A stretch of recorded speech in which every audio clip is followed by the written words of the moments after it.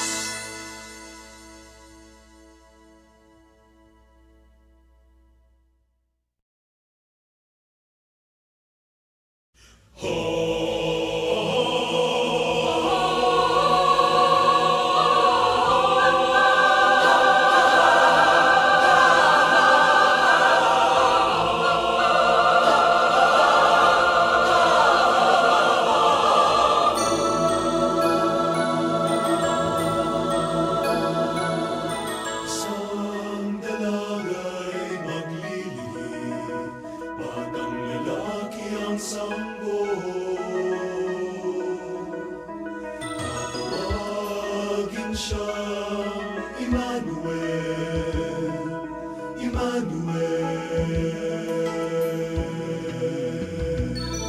Isang dalaga'y maglilingkod, lalaki ang sampo,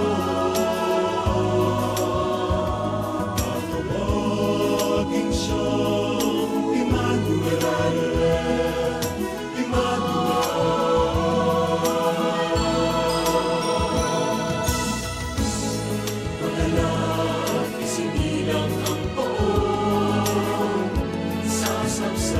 siya'y nagkahinlan, nagpahayag ang mga anghel, walhati sa Diyos.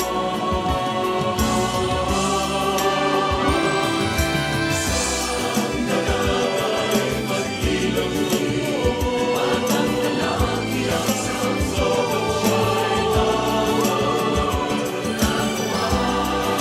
siyang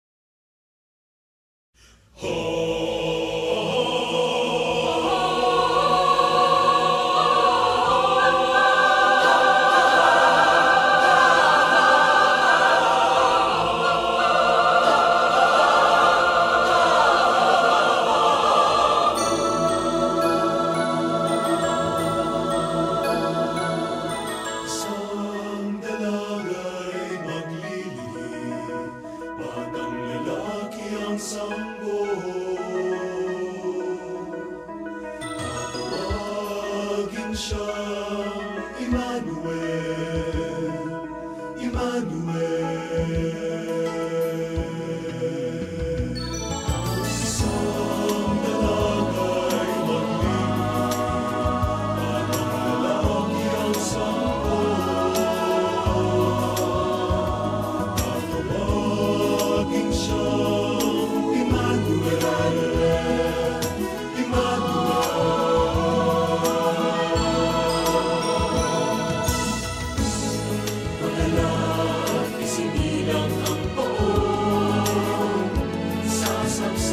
siya'y nagkahinlan, nagpahayag ang mga anghel, walhati sa Diyos. Isang dalaga'y maglilingkod, batang lalaki ang sampo. Magsisimula na sa ating banal na misa. Ang mas sponsor po sa umagang ito ay sina Marcelino at Eleanor Basco and family. Isama natin sa ating panalangin ang pasasalamat, family, Panlaki family, Dorado family, Wilma Domingo, Lydia Cascasan and family, Erma Ramirez, Edita and Edmond Elioso, Virginia Lumagbas, Florentina San Jose, Abigail Rosales, Erica May Pintor, at Jennifer Pintor. Natatanging kahilingan para sa agarang paggaling ni Emilita and Amelito Sevilla, Eduardo Ramirez, Ronald Salamat, Rolando and Danilo de los Santos, Meldred Recla, at Jasmine Sibilia Lim, Maribeth Doroen, Catalina Alba, Mardy Agtarap, Angela Ricafrente, family, Raquel Enosanto, Leia Rose, Rebecca Anleserio, at Abigail Anjana Rosales. Natatanging kahilingan ni Ronald Salamat, Jairos Pisiga, at Virgie Barroso. Panalangin para sa mga kaluluwa nila Rinaldo, Alicia, Conrada, Ismael, Rodolfo, Angela, Angelina Pineda, Jovencio Pineda, Martina Regalado, Dustin Court Marcos, Natividad Gonzales, Edelberto Gonzales, Monsenyor Norberto Habos, Monsenyor Pepe Ramirez, Father Angelino de Fio Jr., Father Odon de Castro, Father Eric Santos, Tony and Lorna Mercado, Rose Harder, Ronaldo Kawachi Sr., Margaret Consuelo, Anchodoro Cordova, Rosario Brown, Dinaida Arce, Christian, at Anthony Vargas.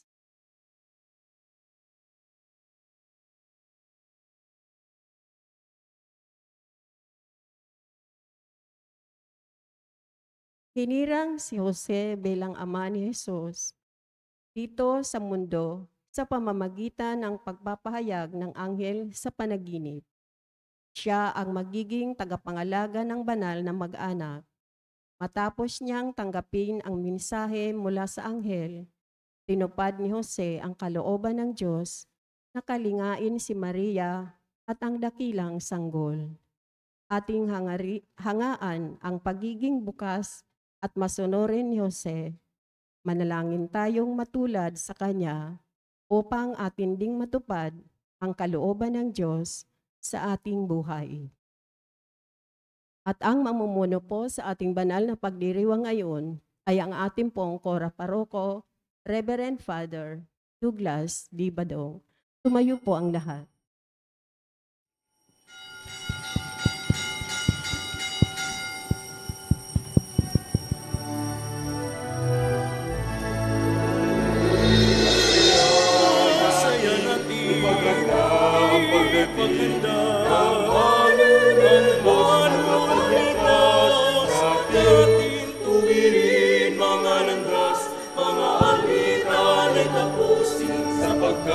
Si Kristo'y darating, simula pa noong unang-una, na ang tao'y nalugmok sa sala. Pinangako ang Birhen ay mag-ibig, ang sanggol niya'y Emmanuel.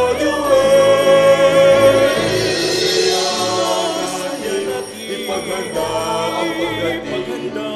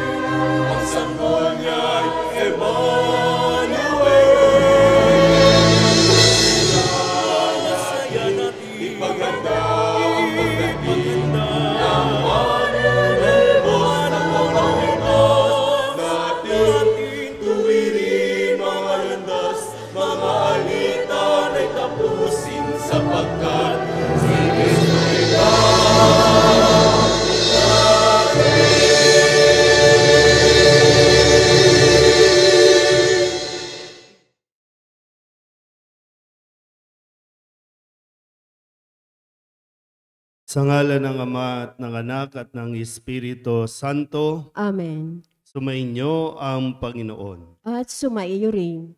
Tayo po ay nasa ikatlong araw ng ating pong pagsisimbang gabi. Mga kapatid, aminin natin ang ating mga kasalanan upang tayo maging marapat, gumanap sa banal na pagdiriwang. Inaamin ko sa makapangyarihang Diyos at sa inyo mga kapatid, na lubha akong nagkasala sa isip, sa salita at sa gawa, at sa aking pagkukulang.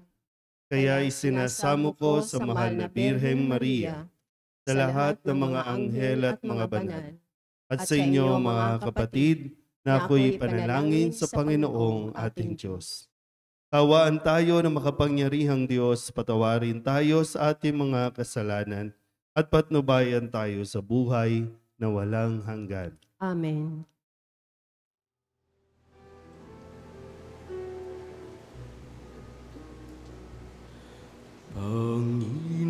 Panginoon, kaawaan mo kami, kaawaan mo kami.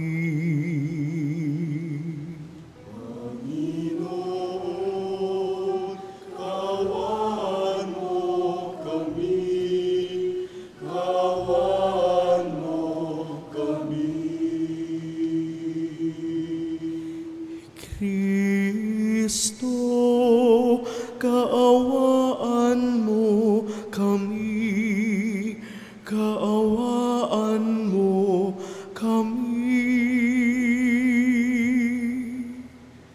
Kristo, kaawaan mo kami, kaawaan mo kami. Panginoon, kaawaan mo kami, kaawaan mo kami. Panginoon, kaawaan mo kami, kaawaan mo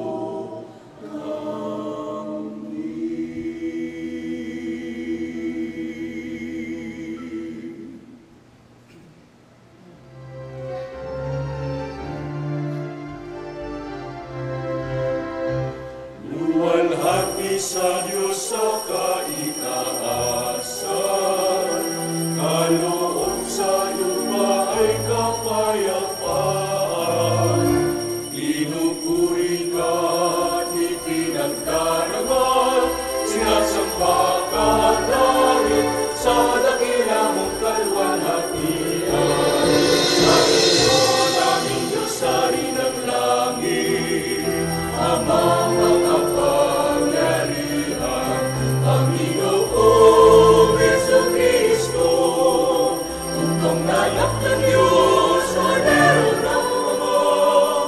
Ikaw na nag-aalis ng mga kasalanan ng sanlibutan. Tanggapin mo ang aming kahilingan, ikaw na nalulugtong sa kanan ng Ama.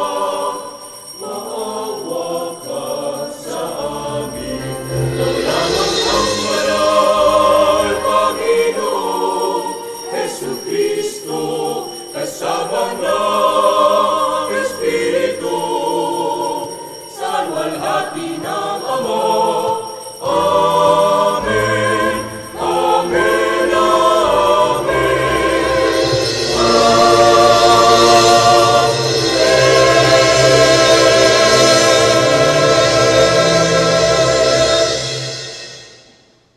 Manalangin tayo.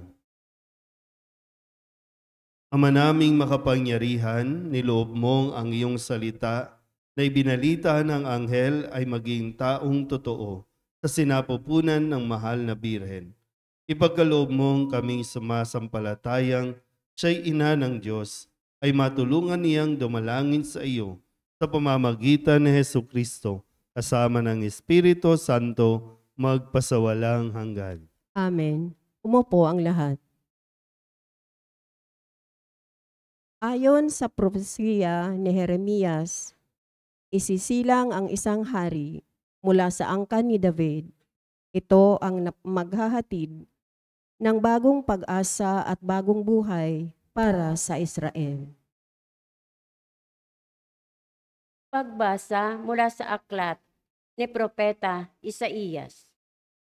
Nalalapit na ang araw, sabi ng Panginoon, na pasisibulin ko mula sa lahi ni David ang isang sangang matuwid, isang hari na buong karunungan maghahari. Pairalin niya sa buong lupain ang batas at katarungan. Magiging matiwasay ang Huda sa panahon ng kanyang pamamahala at ang Israel ay mapayapang mamumuhay. Ito ang pangalang itatawag sa kanya. Ang Panginoon ay matuwid. Sinabi ng Panginoon, darating nga ang panahon na ang mga tao'y di na manunumpa ng ganito. Nariya't buhay ang Panginoon, nagpalaya sa Israel mula sa Ehipto. Sa halip, sasabihin nila, saksi ko ang Panginoon na nagpalaya sa mga Israelita mula sa lupain sa hilaga at sa lahat ng lupain pinagtapunan ko sa kanila. Babalik sila sa sariling lupa at doon muling mamumuhay. Ang salita ng Diyos. Salamat sa Diyos. Salmong tugunan ang ating pong itutugon. Sa pamamagitan ng pag-awit, mabubuhay siyang marangal at sasagana kailanman.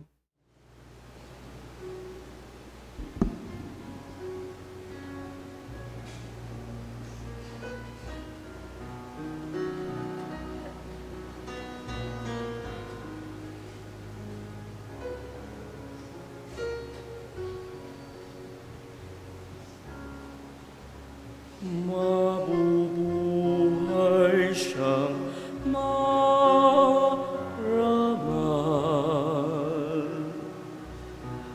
at sasagana kailanman.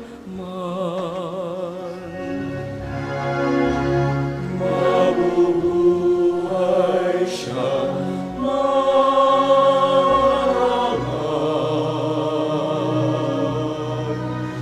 sasagana kailanman. Turuan mo yaong hari, humatol ng katuwiran sa taglay mong katarungan.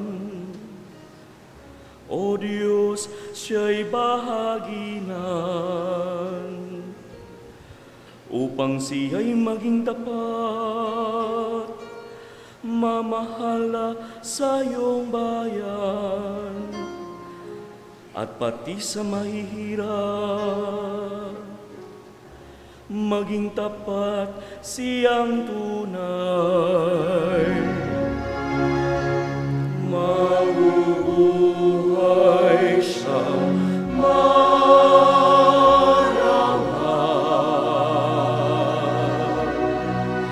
sasagana kailanman.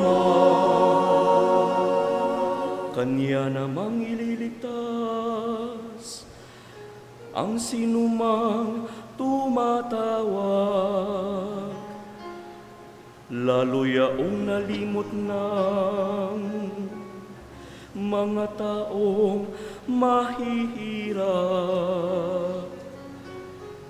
Sa ganitong mga tao, siya'y lubhang nahahabag, sa kanila tumutulong upang sila ay maligtas. Mabubuhay siyang marangal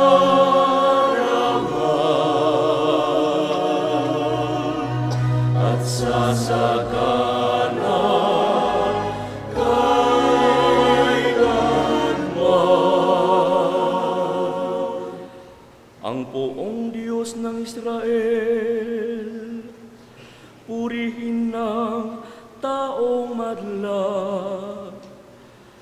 ang kahangahangang bagay. Tanging siya ang may gawa. Ang dakilang ngalan niya ay purihin kailanman, at siya ay dakilain nitong buong sanlibutan. Amen, amen. Mabubuhay siya, maraman,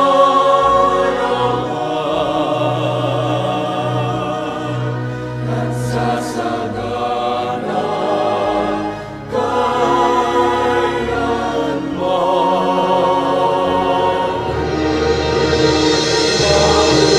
Mabubuhay siya,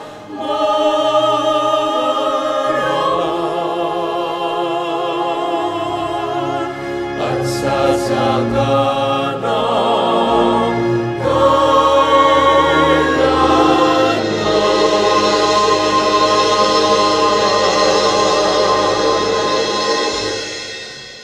Tumayo po ang lahat.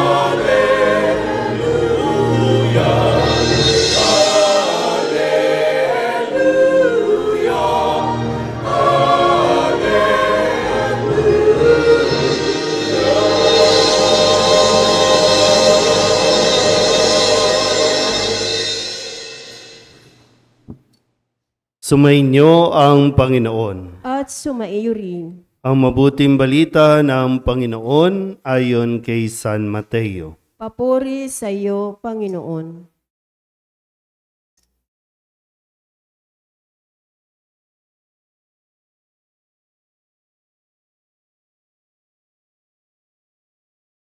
Ganito ang pagkapanganak kay Hesu Kristo. Si Maria na kanyang ina at si Jose ay nakatakda ng pakasal. Ngunit bago sila nakasal, si Maria ay natagpuang nagdadalang tao. Ito'y sa pamamagitan ng Espiritu Santo. Isang taong matuwid itong si Jose na kanyang magiging asawa. Ngunit ayaw niyang mapahiya si Maria, kaya ipinasya niyang hiwalayan ito ng lihim. Samantalang iniisip ni Jose ito, napakita sa kanya sa panaginip ang isang anghel ng Panginoon. Sabi nito sa kanya, Jose, anak ni David, huwag kang matakot na tuluyang pakasalan si Maria, sapagkat siya'y naglihi sa pamamagitan ng Espiritu Santo. Manganganak siya ng isang lalaki at ito'y pangangalanan mong Jesus, sapagkat siya ang magliligtas sa kanyang bayan sa kanilang mga kasalanan. Nangyari ang lahat ng ito upang matupad ang sinabi ng Panginoon sa pamamagitan ng propeta. Maglilihi ang isang dalaga at manganganak ng isang lalaki at tatawagin itong Emmanuel. Ang kahulugay, kasama natin ang Diyos. Nang magising si Jose, sinunod niya ang utos ng anghel ng Panginoon. Pinakasalan niya si Maria, ngunit hindi ginalaw ni Jose si Maria hanggang sa maipanganak nito ang isang sanggol na lalaki na pinangalanan niyang Jesus. Ang mabuting balita ng Panginoon. Pinupuri ka namin, Panginoong Hesukristo. Umupo po ang lahat. Isang magandang umaga po sa inyong lahat. Nasa ikatlong araw po tayo ng ating pagsisimbang gabi. At sa loob ng 2 araw o nakalipas sa 2 araw, ay ipinakilala po sa atin ang karakter na ginampanan ni San Juan Bautista. Si San Juan Bautista na sinasabing nagpatotoo tungkol kay Jesus na siya ang magiging sugo. At noong ikalawang araw ay sinabi din na si San Juan Bautista ang tagapagdala ng ilaw. Hindi siya ang ilaw, pero siya po ang naging tagapaghanda. So may mga karakter, mga tauhan na bahagi ng kwento ng kasaysayan ng pagliligtas ng Diyos sa tao. Ngayon, pinapakilala si Jose. Sabi sa ipinahayag na ebanghelyo, si Jose ay isang matuwid na tao. Si Jose mula sa lahi ni David dahil ang Mesiyas, ang anak ng Diyos, ay ipapanganak mula sa lahi na pinagmulan ni Haring David. Kaya kung nalaktawan lang natin yung bahagi ng genealogy, pero yung dulong bahagi ng genealogy, si Jose na asawa ni Maria. Yun yung katapusan ng kwento. So, ngayon, tingnan po natin, mag-focus tayo para sa mga kalalakihan, sa mga tatay. Karamihan sa mga tatay ngayon, tulog. Karamihan sa mga tatay ngayon, kung hindi man tulog, may hangover pa.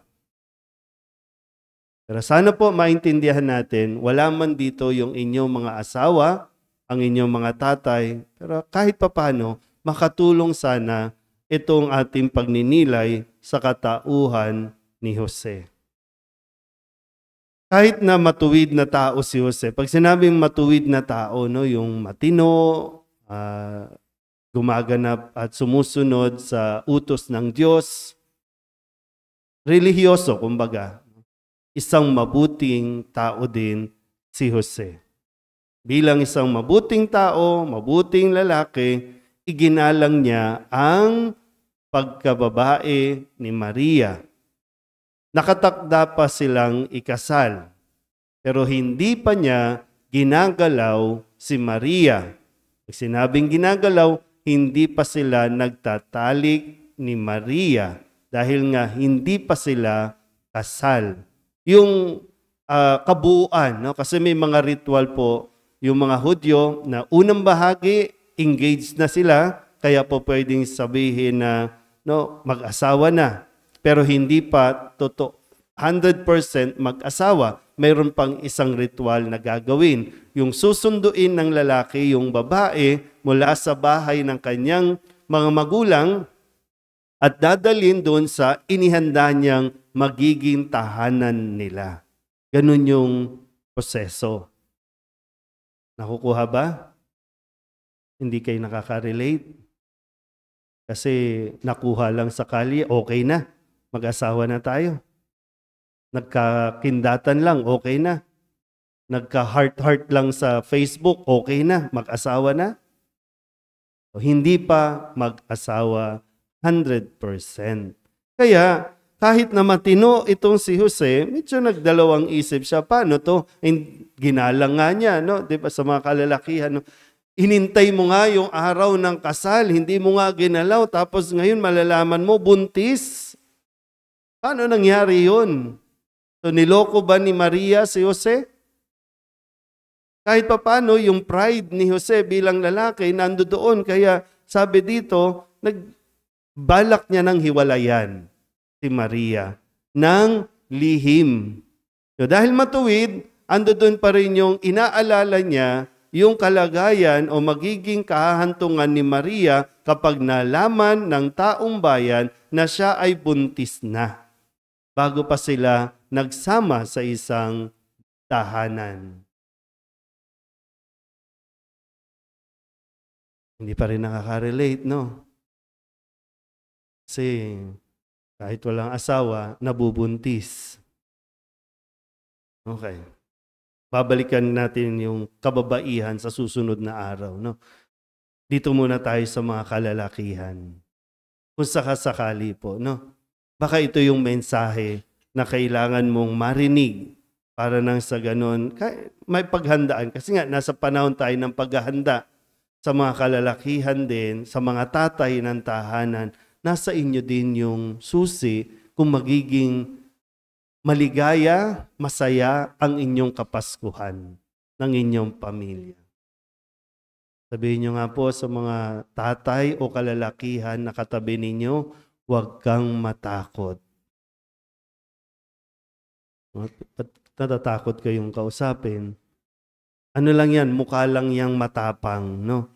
Pero baka maraming takot din yan sa kanilang dibdib. Dinadaan lang. Minsan yung tapang, yung pagiging brusko, tinatakpan lang yan yung takot na nasa sa kanilang damdamin. Kailangan din natin kahit papano, unawain din yung kanilang pinanggagalingan. Pero ito sana yung mensahe, no? Kasi pwede namang wala na si Jose sa picture. Kasi nga, nabuntis nga si Maria sa tulong ng Espiritu Santo. Pero ang kalooban ng Diyos, magkaroon ng tatay. Magkaroon ng ama. Kapag isinilang si Jesus, may ama nandiyan. Ayaw ng Diyos na maging solo parent si Maria. Na si Jose ang gagampanan niya, protektahan niya itong si Maria at ang magiging anak nila. Inako na rin, aakuin din ni Jose ang responsibilidad ng pagiging ama kasi yon ang plano ng Diyos. Maganda rin pag-isipan, no? Plano ba ng Diyos ang sitwasyon ninyo ngayon? O plano nyo lang? Pala desisyon din kasi tayo, no? Gusto natin, hindi na, maghiwalay tayo, ako lang. No? Kung ganon, ang plano kasi ng Diyos, may nanay, may tatay, andyan yung mga anak. Andyan yung anak. Sabihin nyo nga ulit sa katabi ninyo, huwag kang matigas ang ulo. Ano yung sabi sabi sa Salmong Tugunan, kapag sumusunod talaga tayo sa plano ng Diyos, mabubuhay siyang marangal at sasagana kailanman. Kung marunong tayong sumunod sa kalooban ng Diyos.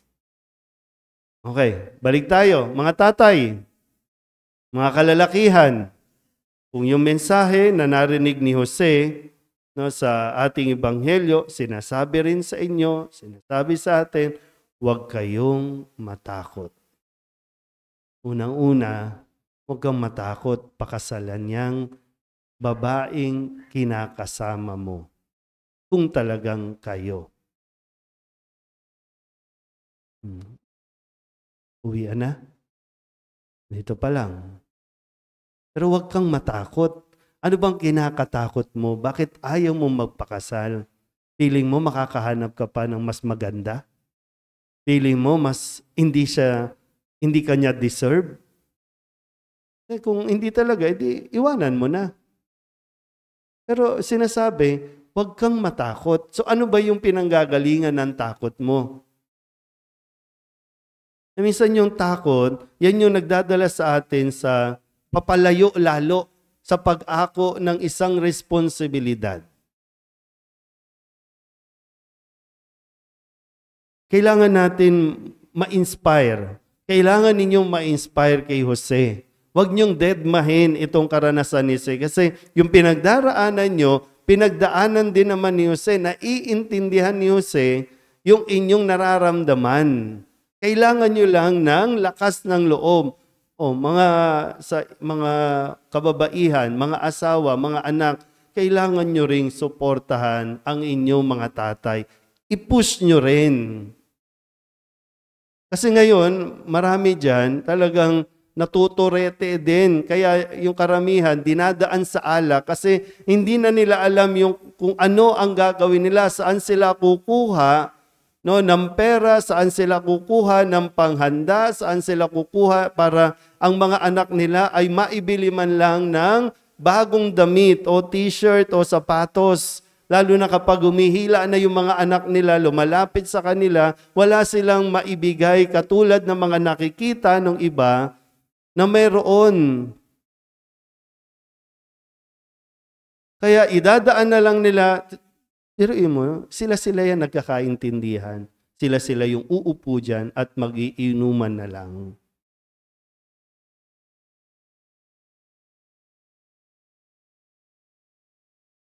Iba din, no? Iba rin yung kanilang nararamdaman. Minsan talaga ayaw rin nilang ipakita. Kaya nangyayari doon. Yun yung nagiging takbuhan nila. Si Jose, no? Imbis na pumunta sa barkada, magwala, no? Kumanta ng kanta ni Juan Carlos, di ba? Huwag nyo na ituloy. Baka masensor tayo, no? Pero hindi. Nanahimik at doon sa kanyang pananahimik, doon mas naging malinaw kung ano itong aakuin niya. Medyo palakasin nyo rin yung loob ng inyong mga asawa. Palakasin nyo rin yung mga anak. Palakasin nyo rin. Huwag naman yung masanay kayo na hindi kayo lumalapit sa kanila kasi wala silang pera.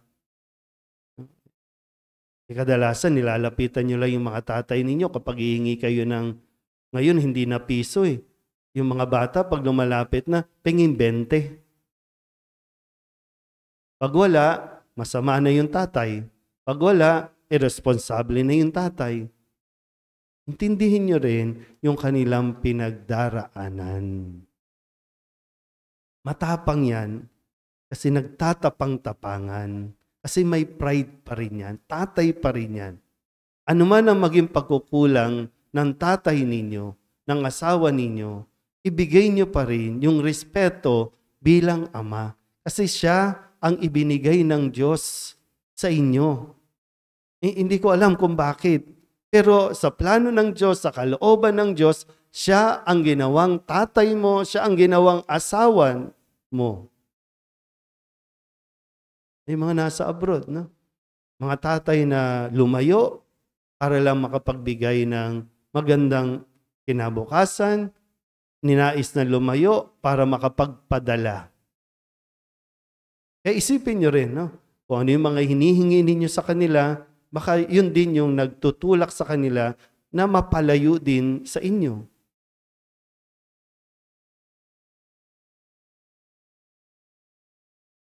Pag tinawagan nyo yung mga nasa abroad, batiin nyo naman. No? At wag naman nung ipupush nyo na naman na, papasko na, wala pa kaming regalo, wala pa kaming damit. Mahirap ang buhay sa abroad. Mahirap din yung mag-isa doon. Kaya marami natutukso. Kasi kapag yung mga pamilya na naririto, imbis na maging magaan yung sitwasyon, lalong nagiging mabigat. Kasi itatawag, no, yung sitwasyon dito, yung pinagpapaguran, winawaldas dito, nagtatrabaho doon, yung mga anak, dinadaan sa bisyo, yung mga ipinapadala. Sabihin niyo nga ulit sa mga kalalakihan na naririto, huwag kayong matakot.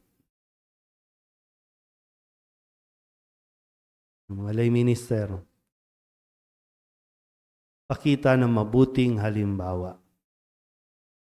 Maraming mga tatay dito sa paligid natin ang nalilito din. Hanggang ngayon nalilito. Hindi alam paano simulan. Kasi nga, natatakot. Hindi pa talaga nakakapagsimula na akuin ang responsibilidad ng pagiging ama, ang maging asawa. Nandoon pa sa punto na natatakot sila, baka hindi ako maging mabuting ama, baka hindi ako maging mabuting asawa. Wala pa. Kailangan lang talaga na mayroong nagpapalakas ng loob sa kanila. Kaya nila yan. Kakayanin nyo yan, mga tatay. Mahalaga po ang presensya ninyo sa loob ng pamilya. Kanya-kanyang role, ito ang role ninyo. Magiging masaya ang Kapaskuhan, ang pagdiriwang ng pagsilang ni Jesus, kung susundin po ninyo itong sinasabi ang mensahe mismo kay Jose. Huwag kayong matakot. Lakasan nyo lang ang loob. Plano ng Diyos, kalooban ng Diyos, siya din ang bahala sa inyo. Pwede ba nating bigyan ng solid clap lahat ng mga tatay na naririto?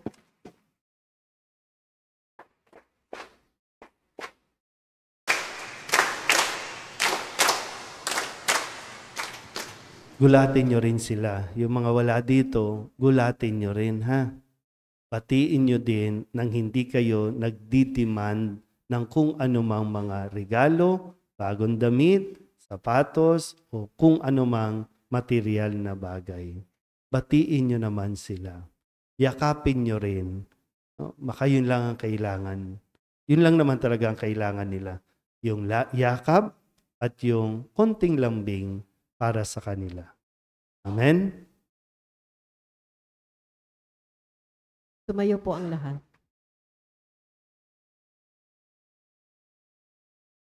Pinagkatiwalaan ng Diyos si San Jose bilang haligi ng tahanan ng banal na mag-anak. Sa tulong ng kanyang panalangin, dumulog tayo sa Diyos na kailanmay hindi magpapabaya. Sa bawat panalangin ang ating itutugon, Ama, dinggin mo ang aming panalangin. Ama, dinggin mo ang aming panalangin.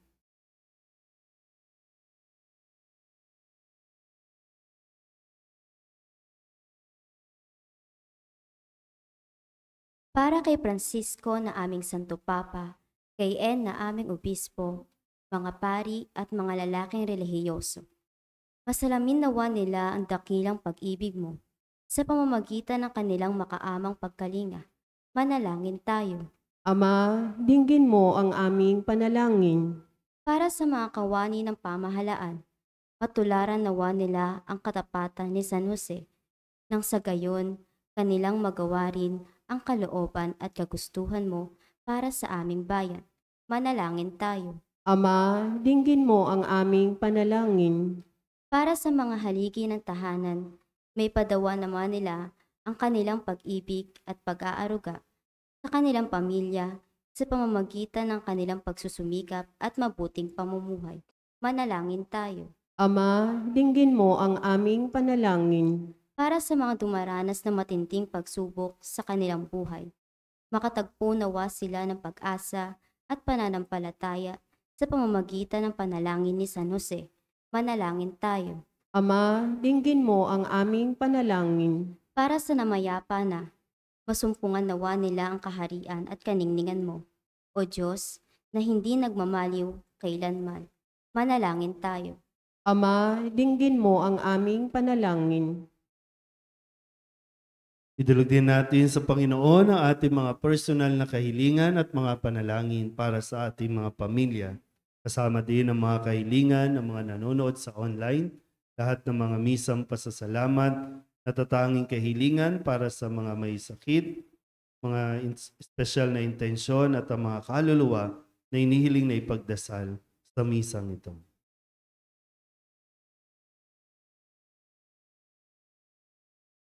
Ang lahat ng ito inihiling namin sa ngalan ni Kristo, aming Panginoon. Amen. Umupo ang lahat.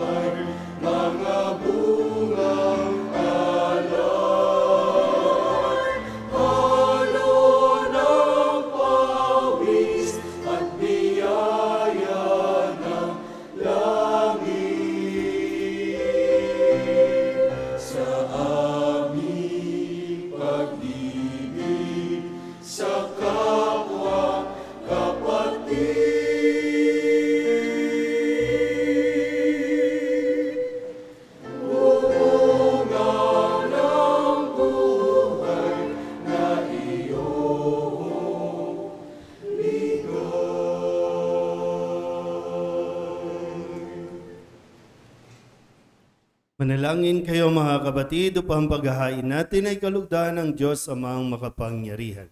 Tanggapin nawa ng Panginoon itong paghahain sa iyong mga kamay, sa kapurihan niya at karangalan sa ating kapakinabangan at sa buong sambayanan niyang banal. Ama naming lumikha, ang pagdiriwang namin nitong paghahain sa iyo ay magpagindapat nawang kami pangibabawan ng ngalan mo upang kami maging marapat makasalo sa buhay na walang maliw ng anak mong naging abang tao upang kami pagalingin, sapagkat siya ang namamagitan kasama ng Espiritu Santo magpasawalang hanggan. Amen. Sumainyo ang Panginoon. At sumaiyo rin, Itaas sa Diyos ang inyong puso at diwa. itinaas na namin sa Panginoon. Pasalamatan natin ang Panginoong ating Diyos. Marapat na siya ay pasalamatan. Ama naming makapangyarihan, tunay ngang marapat na ikaw ay aming pasalamatan sa pamamagitan ni Jesucristo na aming Panginoon. Ang pagsusugo mo sa Kanya ay pinahayag ng lahat ng mga propeta. Ang pagsilang niya ay pinananabikan ng mahal na birheng kanyang inang tunay sa kapangyarihan ng Espiritong Banal.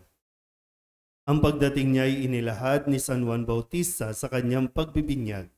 Ngayong pinaghahandaan namin ang maligayang araw ng kanyang pagsilang, kami nananabik at nananalangin lubos sa makaharap sa kanyang kadakilaan. Kaya kaysa ng mga anghel nagsisiawit ng papuri sa iyo nang walang humpay sa kalangitan, kami nagbubunyi sa iyong kadakilaan.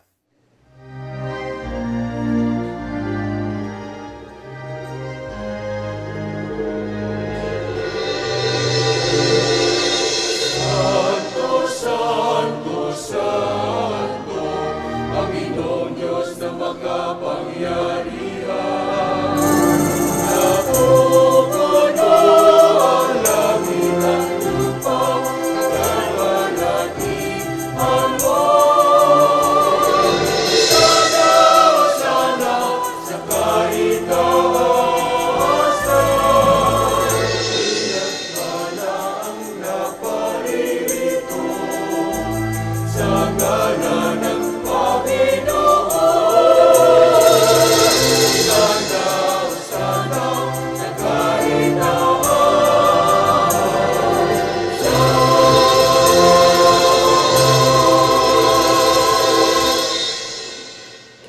Ama naming banal, ikaw ang bukal ng tanang kabanalan.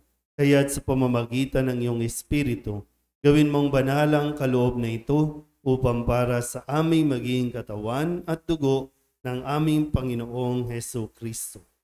Bago niya pinagtiis ang kusang loob na maging handog, hinawakan niya ang tinapay, pinasalamatan kaniya, pinaghati-hati niya iyon, iniabot sa kanyang mga alagad at sinabi,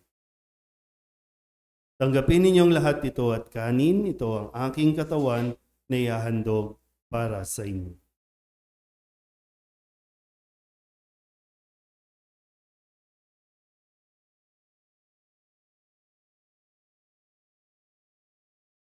Gayun din naman nang matapos ang hapunan, hinawakan niya ang kalis, muli kaniyang pinasalamatan. Iniabot niya ang kalis sa kanyang mga alagad at sinabi, "Tanggapin ninyong lahat ito at inumin. Ito ang kalis ng aking dugo, ng bago at walang hanggang tipan. Ang aking dugo na ibubuhos para sa inyo at para sa lahat sa ikapagpapatawad ng mga kasalanan. Gawin ninyo ito sa pag-alaala sa akin."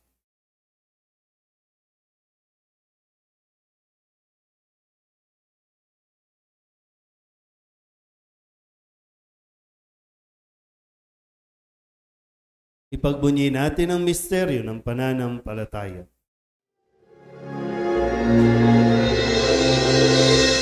Sa krus mo at pagkabuhay, kami natubos mong tunay. O Jesus, aming mahal, iligtas mo kami tanan. O Jesus, aming mahal, ngayon at magpakailan.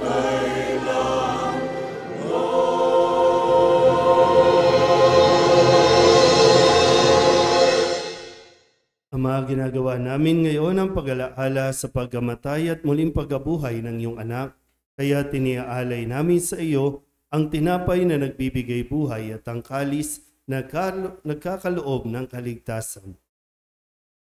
Kami napapasalamat dahil kami iyong minarapat na tumayo sa harap mo para maglingkod sa iyo. Sinasamo namin kami magsasalo-salo sa katawan at dugo ni Kristo ay mabuklod sa pagkakaisa sa pamamagitan ng Espiritu Santo. Ama, lingapin mo ang iyong simbahang laganap sa buong daigdig. Puspusin mo kami sa pag-ibig kay San Francisco na aming Papa at ni Jose na aming Obispo at ng Tanang Kaparian. Alalahanin mo rin sina Zenaida at Rosario na tinawag mo mula sa daigdig na ito. Nung sila'y binyagan, sila'y nakaisa ni Kristo sa pagkamatay. Ngayong sila'y pumanaw, naway makaisa sila ni Kristo sa pagkabuhay. Alalahanin mo rin ang mga kapatid naming nahimlay na may pag-asang sila'y muling mabubuhay, hindi ng lahat ng mga pumanaw. Awaan mo sila at patuloyin sa iyong kaliwanagan. Awaan mo at pagindapating kaming lahat na makasalo sa iyong buhay na walang wakas. Kaysa na mahal na Birhen Maria na ina ng Diyos, ng kabiyak ng puso niyang si San Jose, kaysa ng mga apostol at ng lahat ng mga banal na namuhay dito sa daigdig ng kalugod-lugod sa iyo, may pagdiwang nawa namin ng pagpupuri sa ikararangal mo sa pamamagitan ng iyong anak na aming Panginoong Hesu Kristo.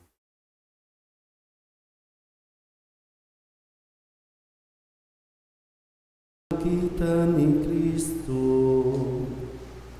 kasama niya at sa Kanya, ang lahat ng parangal at papuri ay sa iyo, Diyos Ama, makapangyarihan, kasama ng Espiritu Santo, magpasawalang hanggan.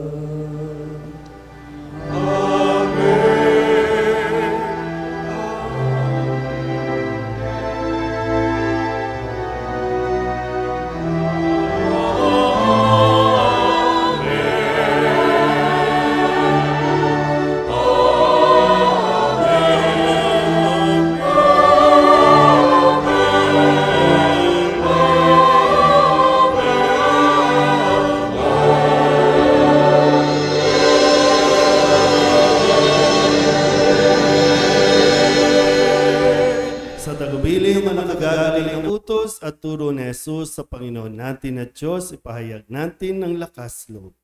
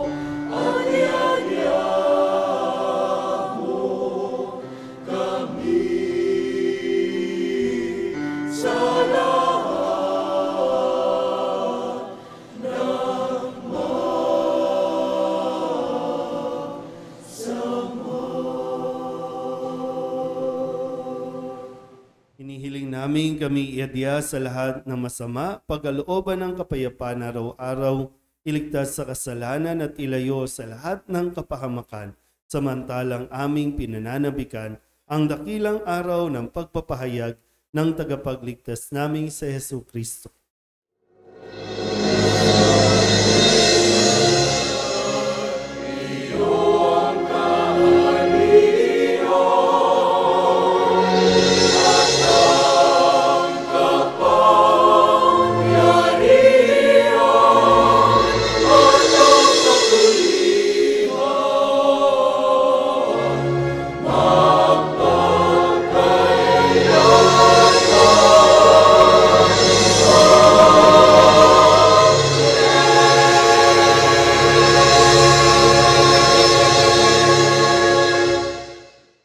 Panginoong Hesu Kristo,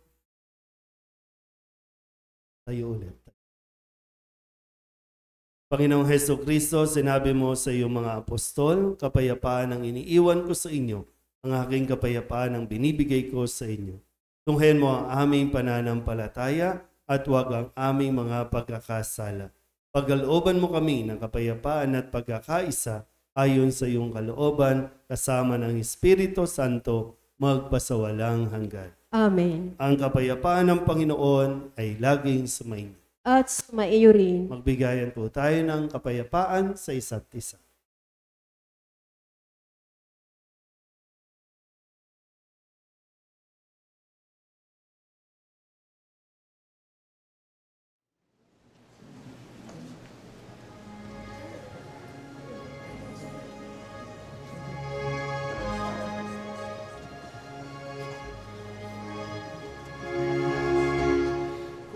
Kordero ng Diyos na nag-aalis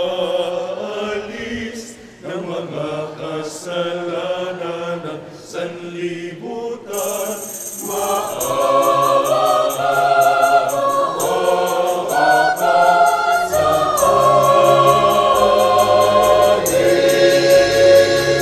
Kordero ng Diyos na nag-aalis ng mga kasalanan ng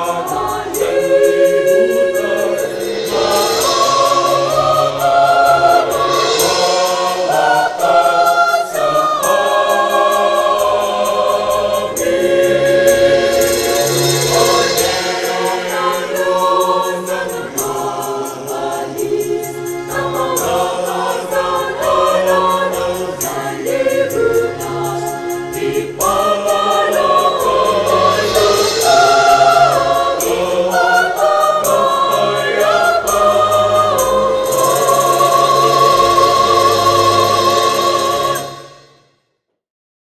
Ito ang kordero ng Diyos. Ito ang nag-aalis ng kasalanan ng sanlibutan. Mapalad ang mga inaanyayahan sa kanyang piging. hindi ako karapat-dapat na magpatuloy sa iyo. Ngunit sa isang salita mo lamang ay gagaling na ako.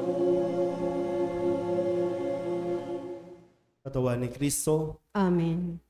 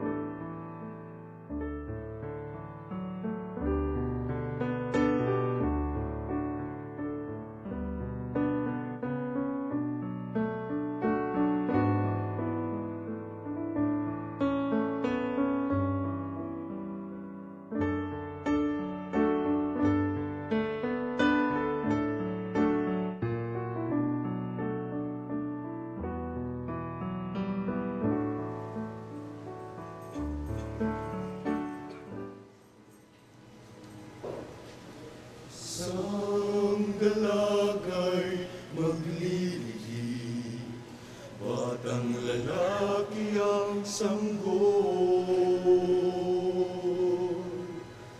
Tatawagin siyang Emmanuel,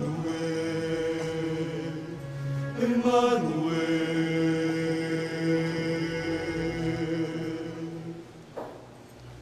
Isang dalagay maglilihim, batang lalaki ang sanggol. Tatawagin siya, Emmanuel,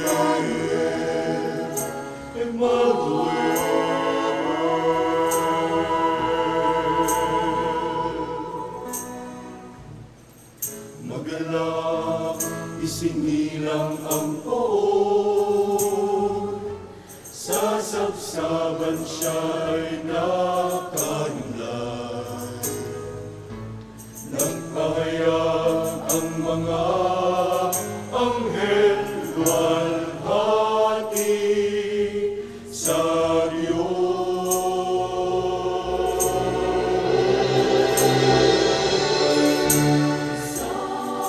magalak, isinilang ang poon. Batang lalaki sasabsaban siya ay nakahimlay.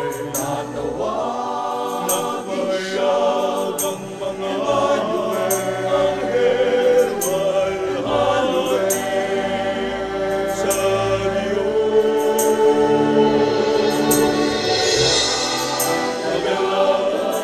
Isinilang ang poon. Batang lalaki ang sangsaban siya ay nakahimlay. Tatawagin siya ang mga anghel luwalhati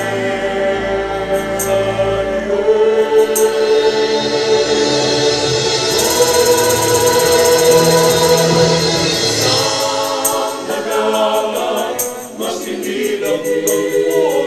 Batang lalaki ang sangsaban siya ay nakahimlay. Tatawagin siya ang mga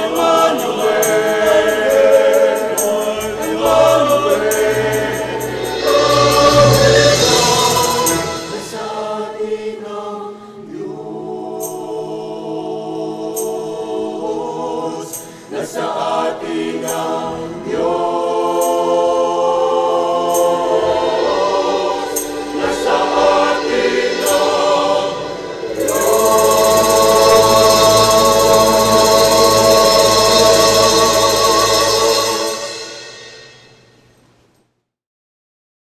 Tumayo po ang lahat.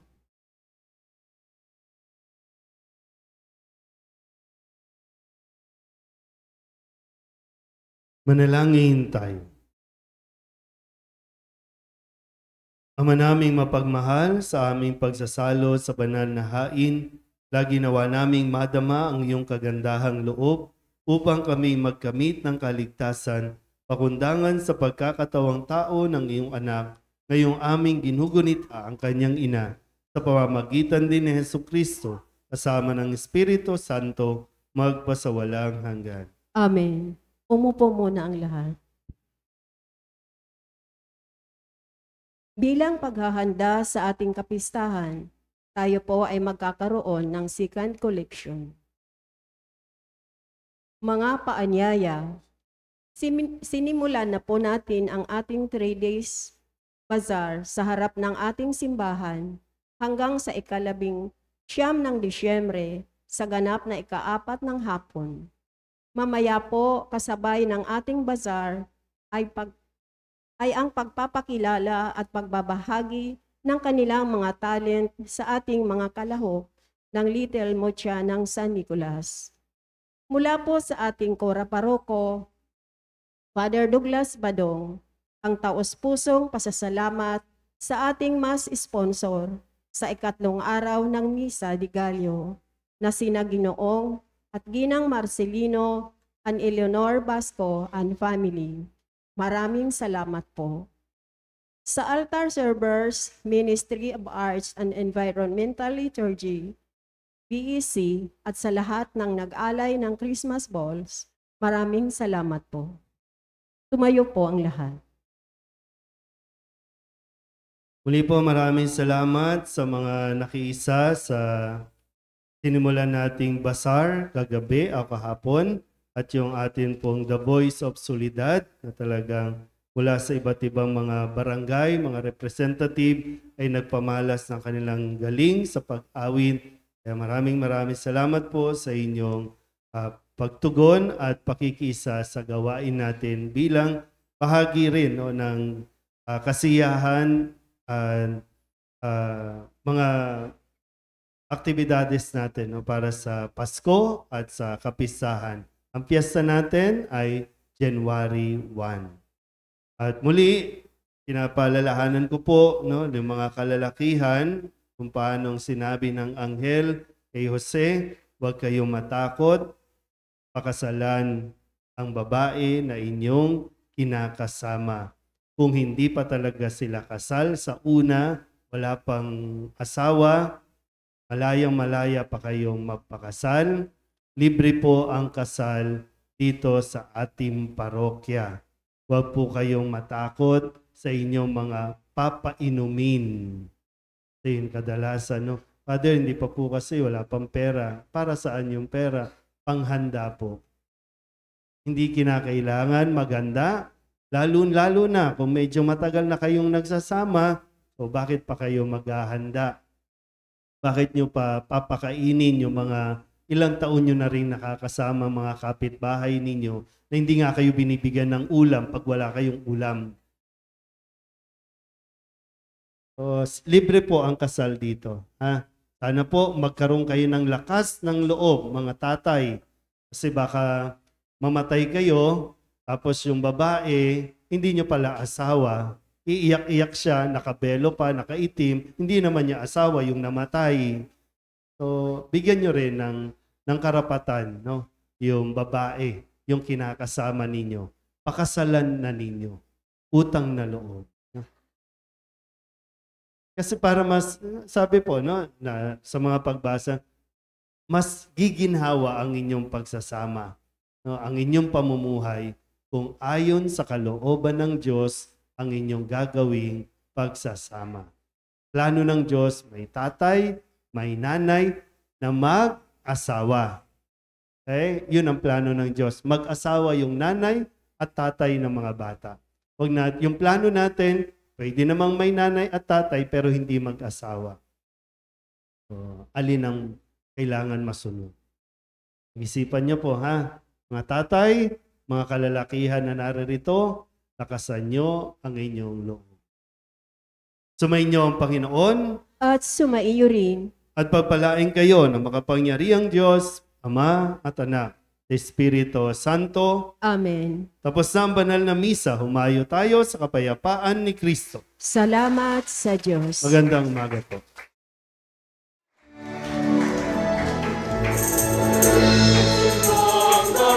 Pagdiriwang sa pagdating ng malulubos, talay kay Birhen Maria, matamis na ina ng ating Diyos. Kay agang nagsigisi, kay agang nananalain, kay agang nagiriwang,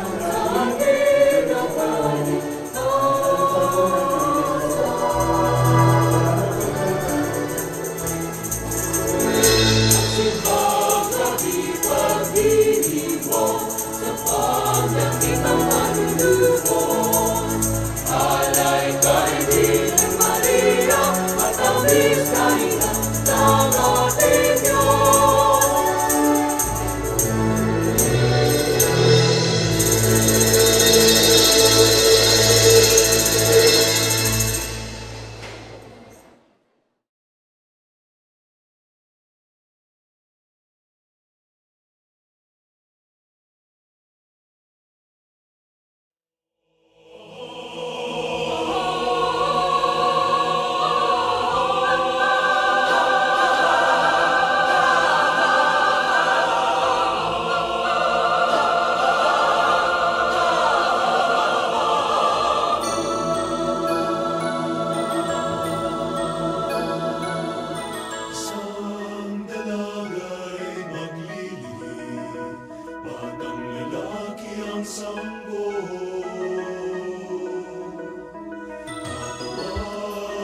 siyang Emmanuel, Emmanuel. Isang dalagay maglingkod, at ang lalaki ang sampo. Tatawagin siyang Emmanuel,